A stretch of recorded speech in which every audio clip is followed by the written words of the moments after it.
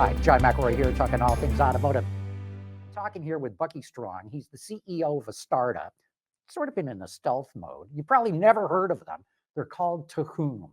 And you've got software that you think is really going to help suppliers, especially suppliers, figure out all the different volumes and the products and the prices and all the changes and the forecasting.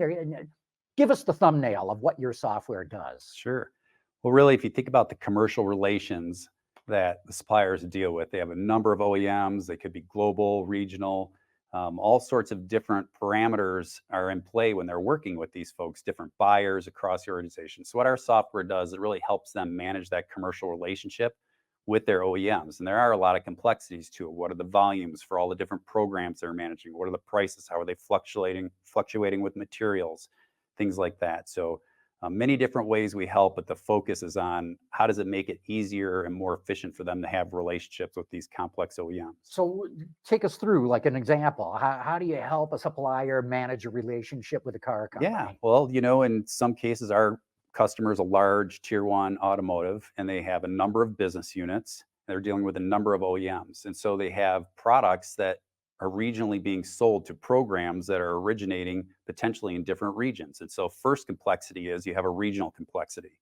The second complexity is when you have multiple business units, you may end up calling on the same folks from that OEM.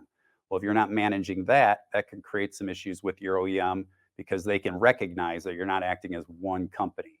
And so our software helps break down those barriers of producing these volumes and the programs and allowing you to see those across your OEM, across the regions, across your own BUs, in fact, across your own individual plants, and to see how those are all impacting your business. So we can take that out, forecast it into the future as long as the customer would like to, so they can do a lot of their planning and things like that with it. There's all sorts of offshoots once you have that base foundation propulsion system, right, of the software, and it's very helpful to managing that relationship. So if I'm using Tohoom software, what do I see on the screen? Is there some sort of dashboard or what's guiding me to help me in my relationship? Yeah, we've got a great relationship with Salesforce where we kind of have this auto supplier capability in combination with their platform and their CRM analytics, which allows the analytics and the platform to be integrated. And so at any given time, you can see those analytics when you're looking at your volumes, but you can also slice and dice those volumes any number of ways, or pricing or revenue from your OEMs based on this advanced analytics capability and all the filters that you can imagine.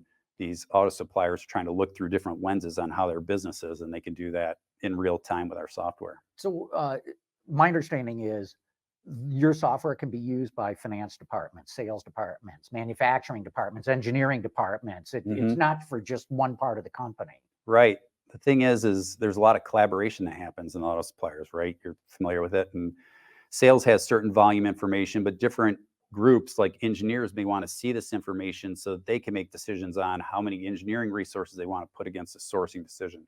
Finance goes not only from corporate finance, but finance of the plant. If we're trying to approve a price change from sales to the plant, all those participants have to look and approve those things, right? In our software, that can all be accomplished now, and it breaks down those walls so that people can be collaborating and looking at the same piece of information. It's not being sent via spreadsheets, which are stale, slightly wrong, right? All these different problems with something that isn't software at an enterprise level in real time.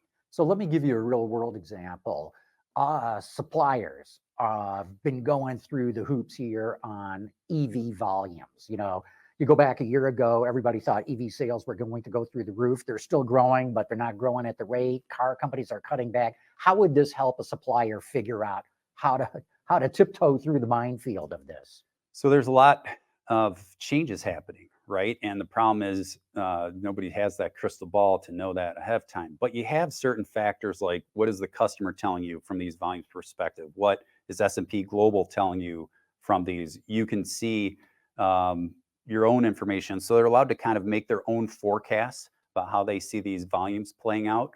Our software isn't there to, solve the EV volume conundrum, so to speak, but it does allow them, once they do have a guess at it, start sending that information to their supply chain and trying to manage it. Also, there's still a lot of sourcing decisions going along to either combustion or EV types of programs. Now they have full visibility to what's going on. What if they wanted to make a sourcing decision, but now they've got capital that's underutilized based on it or overutilized because they're making more combustion stuff than they thought they were going to need, right? So it can go both ways, and it gives them full visibility to those capital decisions they need to make for sourcing decisions.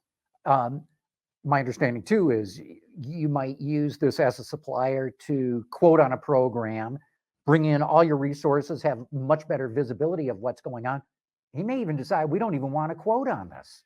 That's right, because now our software is providing parameters that would have been very difficult for the supplier to know unless they did some serious spreadsheet work, right? Like, well, we quoted this in this region against this competitor for this OEM with this buyer on there, right? It could be there, people do come into play on these things. We could start giving you a starting prediction on what your win probability is just based on your past performance. And our software has now this history of all this different sourcing and quoting that you've been doing. That's very difficult today when you don't have a system that can have that type of information to do the type of machine learning or predictive analytics right out into the future. So we can give them a starting point on, look, before you start tweaking any of these parameters, here's what your win probability is, and here's the factors that are driving it up or down.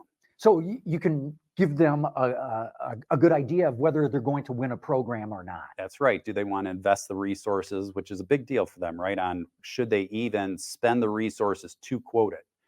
There's only so many engineers at the auto suppliers, and they get used quoting these programs. So, or you might even realize, boy, we have to add more engineering resources if we do want to win this program. That's right. That's right. You can go all in and invest in it. So it's very helpful giving them this information. We also help them on their pursuit management, like what's manufacturing's readiness, engineering's readiness, what's their financial readiness for this. There's other little parameters associated with the pursuit process. Who are the people that are buying from us? What's their relationship with us? What's their sentiment towards us? This all shows up when they're doing kind of bookings, targets, and win-loss analysis. When you have sourcing decisions in play, you can actually see these cards in terms of what's red, yellow, green for these different sourcing decisions based on the expected revenue, whether it's peak, lifetime, whichever way you want to look at it. And one of the reasons I even wanted to talk to you is even though you're a startup, even though you're just coming out of stealth mode, you've already got a client in a major tier one automotive supplier. Yeah, we're very fortunate. They've been wonderful with us. We've spent a lot of time with them, and they've helped show their problems to us so that we can build a solution that alleviates those, right? Either enhances current capabilities they have or eliminate waste.